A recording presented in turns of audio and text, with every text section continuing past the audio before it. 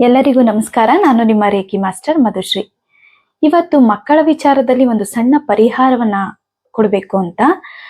ಏನಂತಂದ್ರೆ, ಮಕ್ಕಳು ಮನೆಯಲ್ಲಿ ಕಿರಿಕಿರಿ ಮಾಡುವಂಥದ್ದು, ಹೇಳಿದ ಮಾತು ಕೇಳ್ತಾ ಇರಲ್ಲ, ಅಥವಾ ಮನ್ಸಿಗೆ ಬಂದಂಗೆ ಮಾಡುವಂಥದ್ದು, ಜೋರಾಗಿ ಕಿಚ್ಚಾಡುವಂಥದ್ದು, ಈ ತರ ಎಲ್ಲ ಮಾಡೋವಾಗ ನಾವು ಈ ಒಂದು ಸಣ್ಣ ಪರಿಹಾರವನ್ನ ಮಾಡ್ಕೋಬೇಕಾಗುತ್ತೆ. ಮನೆಯಲ್ಲಿ, ದೇವರ ಮನೆಯಲ್ಲಿ ಯಾವುದೇ ವಿಗ್ರಹ ಇರಲಿ, ಹೆಣ್ಣು ದೇವರ ವಿಗ್ರಹ, ಲಕ್ಷ್ಮೀದಾಗ್ಲಿ ಅಥವಾ ದುರ್ಗಾದೇವಿ ವಿಗ್ರಹ, ಅನ್ನಪೂರ್ಣೇಶ್ವರಿ ವಿಗ್ರಹ, ಯಾವುದೇ ಒಂದು ಹೆಣ್ಣು ದೇವರ ವಿಗ್ರಹಕ್ಕೆ ಮುತ್ತಿನ ಹಾರವನ್ನ ಹಾಕಿ.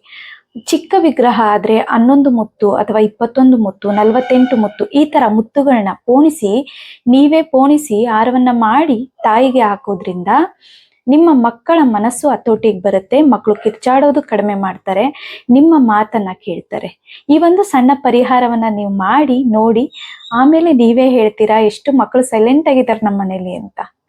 ಈ ಒಂದು ಸಣ್ಣ ಪರಿಹಾರವನ್ನ ಮಾಡಿ. ನಮಸ್ಕಾರ.